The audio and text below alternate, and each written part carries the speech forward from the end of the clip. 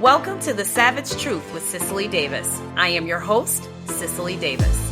Welcome back, American savages, patriots, Americans, bleeding hearts, to another episode of The Savage Truth. I am your host, Cicely Davis. We are over 100 episodes. This is episode 101. What an accomplishment.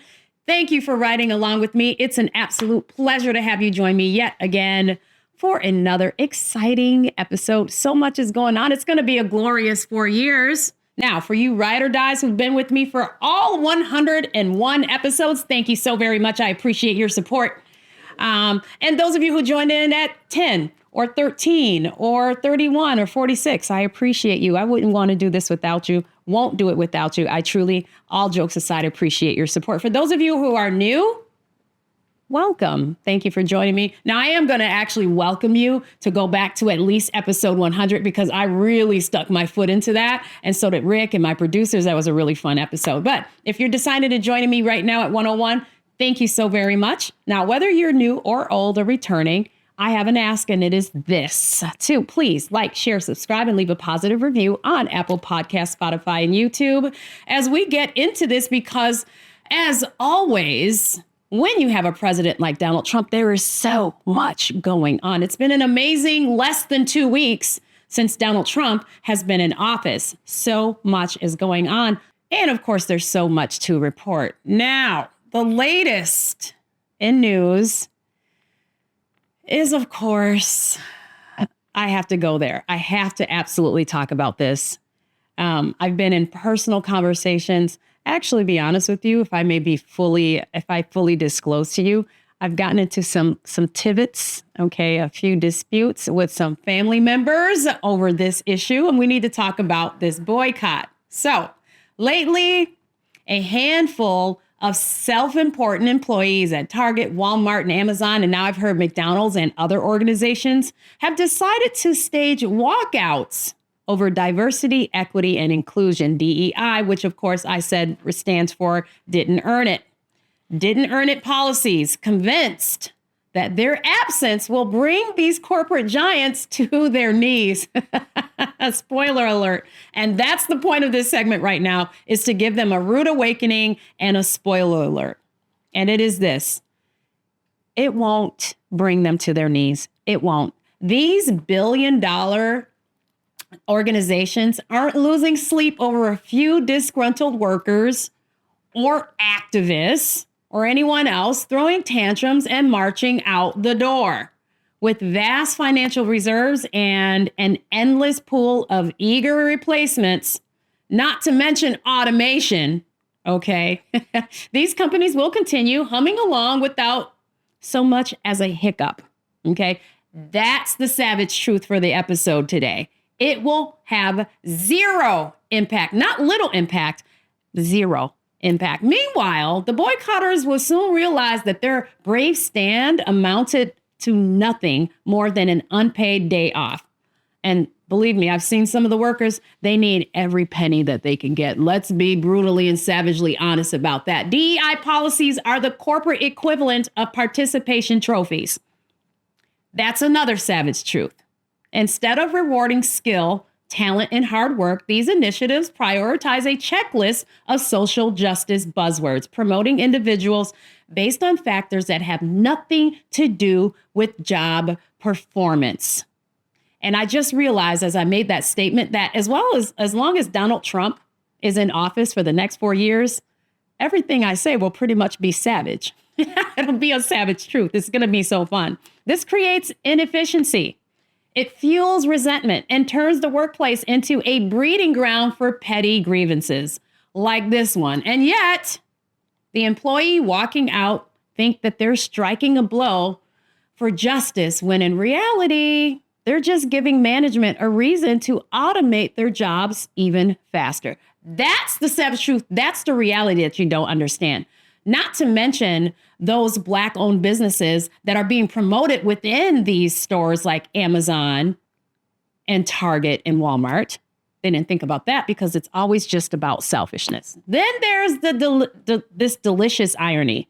DEI is supposed to be about unity, and yet it does nothing but divide. by obsessing over identity and forcing people into artificial categories. These policies breed hostility rather than harmony. And that's what we're seeing. Employees who simply want to do their jobs without wading through ideological landmines are now forced to tiptoe around a minefield of woke absurdity. And when they dare to speak up, what happens? They're dismissed as bigots, or even worse, forced into some cringeworthy sensitivity training session. I can't imagine what that's like. Meanwhile, back in the real world, which is where I live, which is where you live, Rick, okay, Target, Walmart, McDonald's, and Amazon, and all these other corporations are too busy making billions to notice these mini revolts, okay? Losing a few employees is barely a rounding error for them. Here's another savage truth. They can replace the complainers in the blink of an eye or just lean further into automation. Because let's be real, let's be savagely truthful again. A self-checkout machine never storms out in righteous indignation over company policies. Get that through your heads. The only real impact of these walkouts is that they make it easier for corporations to justify replacing human workers with machines that don't complain. They aren't selfish. They're not self-seeking. They're not trying to bully the very organization that signs their paychecks, okay? The cold, hard, savage truth is that businesses succeed by hiring based on merit, not identity politics.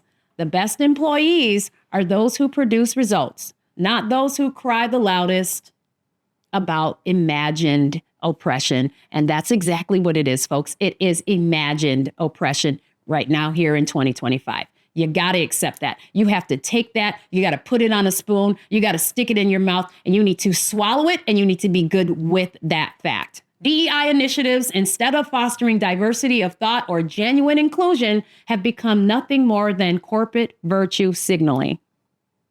They don't make businesses better. They make them weaker. They make them less competitive and more prone to endless internal drama.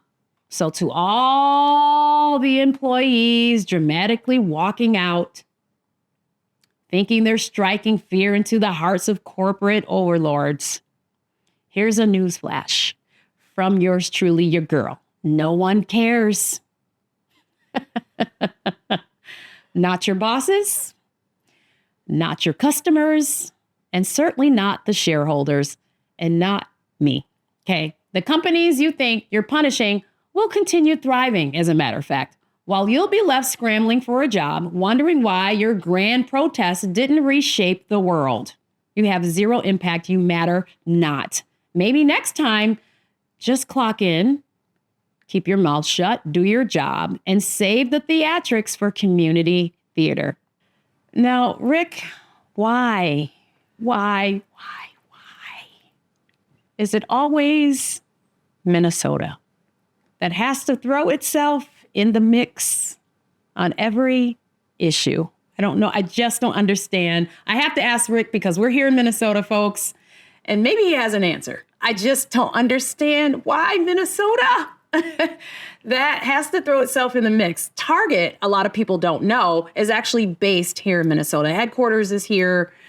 Maybe it's smart and actually left Minnesota. I don't know. There are a lot of corporations that have left the state of Minnesota and actually hasn't told anyone. Maybe they were smart enough and did that. But Minnesota is based here. And this has to deal with the ungrateful employees and the activists. And so I thought I was almost done with this. I was literally almost just about done with the story and ready to move on, but this just kind of popped in my head. But I saw this article from PBS.org, and it's talking about the civil rights activists who actually gathered outside of headquarters of Target Corporation on Thursday to call for a national boycott of the retailing giant over its decision to phase out the diversity, equity, and DEI initiatives, okay? So Target announced last Friday that it would join competitor Walmart with a number of other prominent American brands, like I said, to scale back those DEI initiatives, which have come under attack from conservatives and the new White House president, Donald J. Trump. Almost called him doctor. Nakima Levi Armstrong is a veteran civil rights lawyer here in Minneapolis and founder of the Racial Justice Network. Doesn't that sound like a wonderful institution? Joined other local activists and their supporters at a news conference to urge people to begin the boycott on Saturday, the first day of Black History Month, February 1st. Many of the participants were regular Target shoppers until now, she said. Levi Armstrong said they were stunned that Target, which increased its commitment to building a more diverse workforce in the aftermath of the killing of George Floyd in Minneapolis in 2020. I mean, we are so 5 years past that. Give me a break. They backed away from its support of racial equity, according to Armstrong. Now, civil rights activists gathered outside of that to cause a whole lot of hoopla, raising a whole lot of ruckus. And it, again, has had no impact whatsoever. Okay, so here's what she said, and I quote her from, this is an article that I read from pbs.org. We thought that they would hold the line. We thought that they would continue to stand for the values that we all hold dear. But instead, they acted cowardly, and they made the decision to bow down to the Trump administration. Well, we are here today saying we will not bow down. We will not step back, and we will not turn around. Okay. Jelani Hussein, executive director of the Minnesota chapter of the Council of Islamic American Relations, another wonderful institution. Doesn't this just make you want to move to Minnesota? This person said that as a company based in the city where Floyd's murder sparked a national reckoning with racial injustice, Target must be called out. And I quote, "We here in Minneapolis today, the good people of the state, are saying to our friends all over the country and all over the world, if you were moved to do something good after the murder of George Floyd, it is time for you to stand up and boycott Target." Now, the organizers of the boycott include local Black Lives Matter groups. Black Lives Matter, are they still around? Didn't they go bankrupt? During the boycott announcement, some speakers cut up their distinctive red Target charge cards, as if Target cares. All they want you to do is pay the bill, okay? While others called on DEI supporters to shop at Costco, which reaffirmed its commitment to DEI last week. Now, that's a membership you should renounce. Here's what I say to all of them, to every activist, to every employee, to Costco, and to any other civil rights attorney or anything else.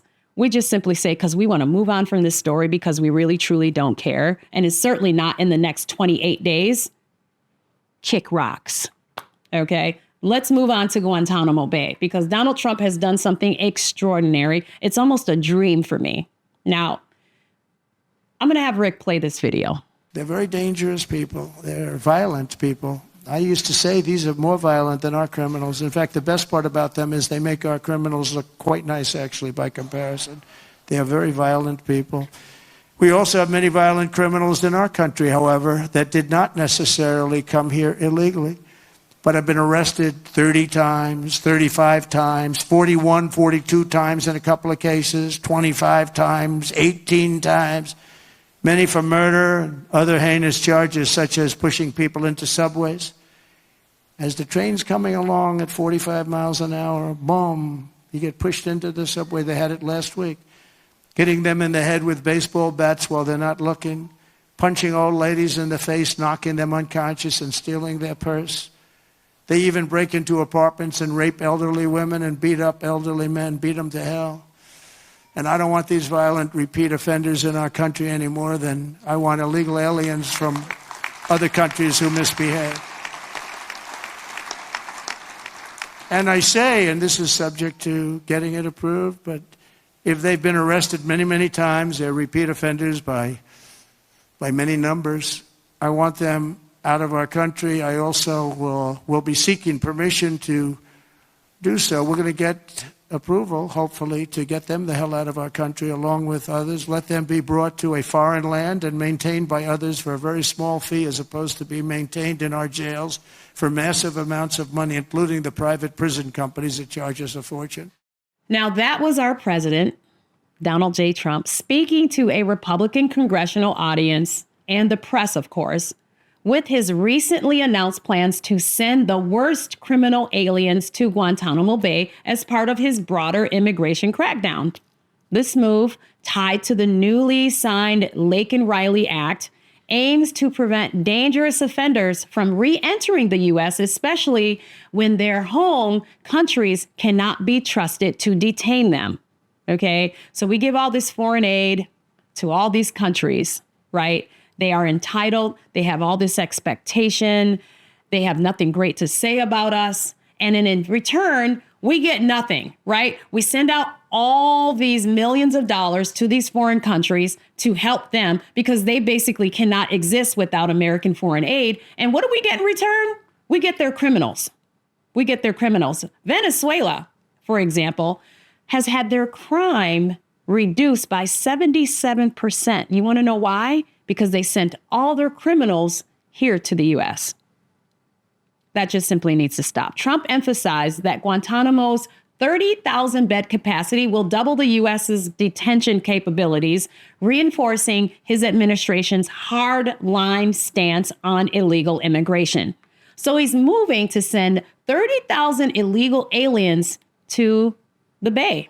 He's also suggesting to send American repeat offenders of heinous crimes to the Bay as well. Now, this is what actually got me excited, because not only am I excited about sending violent, foreign, illegal alien criminals out of my country, I'm also interested in those born on American soil who continue to repeat time and time and time again. Send them away as well. Okay, so we have a beast, a savage of a president who's actually willing to take action and truly put the safety of Americans first. Now, from a Republican perspective, this decision aligns with Trump's promises to secure the nation by taking a no-nonsense approach to crime and border security. Matter of fact, I take that statement back. It's not just from a Republican perspective. This is from an American perspective. Guantanamo Bay has long been a symbol of America's resolve in handling high-risk detainees and utilizing it to house the worst criminal migrants, which ensures they won't threaten American communities. It's simple as that. Now, unlike past Democratic efforts to reduce Guantanamo's use, this approach prioritizes safety over political correctness. That's how you know we have a fantastic president in office. So not only does Trump want to send illegal criminals to Guantanamo Bay, but he suggested something that was, to me, equally intriguing: sending repeat American offenders to the Bay as well. Okay, just those who have repeated, vicious, unspeakable crimes, or even if they aren't considered egregious, but those who have a long history of criminal activity and offenses, offending 10, 15, 20, 30 plus times, he suggested an action to send them there as well. Now, this is something I personally dream about, because I want to be able to walk the streets and walk any community, no matter where I go in America, and feel safe. And so do all of you. So do most Americans, right? And finally, it just never ceases to amaze me how many of these woke, out of touch celebrities have to get on social media to draw attention to themselves and make whatever's going on in the country about them. So, of course, now we have Selena Gomez. Now, you've all, I don't know if you have, but many of you have heard or seen the video of this pathetic, attention-seeking meltdown over the deportation of violent criminals by Selena Gomez. This is just the latest of examples of Hollywood's out-of-touch, bleeding heart stupidity. And here we have another clueless celebrity living probably in a gated mansion with armed security, perfectly safe. She has security all over the place. She probably has personal hired security, crying over illegal immigrants who have broken our laws and endangered American lives. How many people are getting attacked. I just want to say that I'm so sorry. All my people are getting attacked. The children. I don't understand.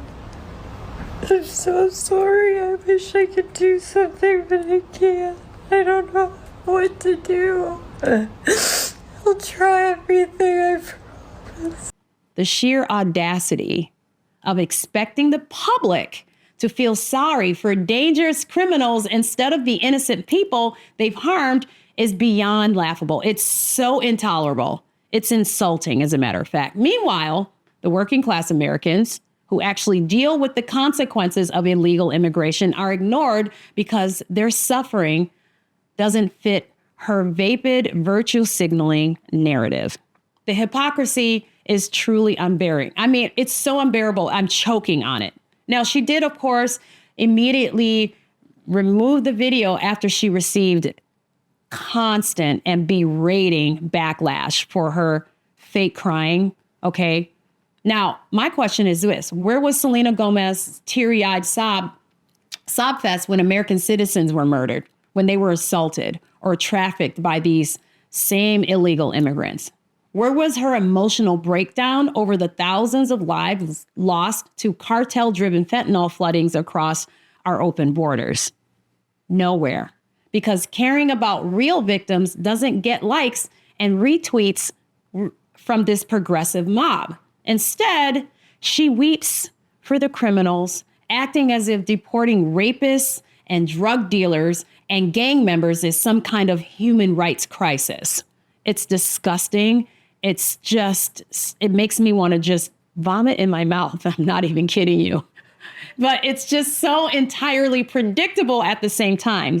These privileged Hollywood elites have no concern for the Americans and people who suffer from their reckless, bleeding heart policies. And at the end of the day, Gomez and her pampered peers will never deal with the crime. They will never deal with the chaos and the financial burden that illegal immigration has and continues to create.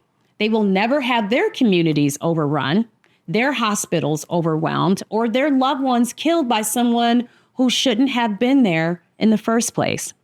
Yet they expect hardworking Americans to foot the bill and take the risk, all while being lectured by a clueless billionaire who thinks crying on social media makes her a hero.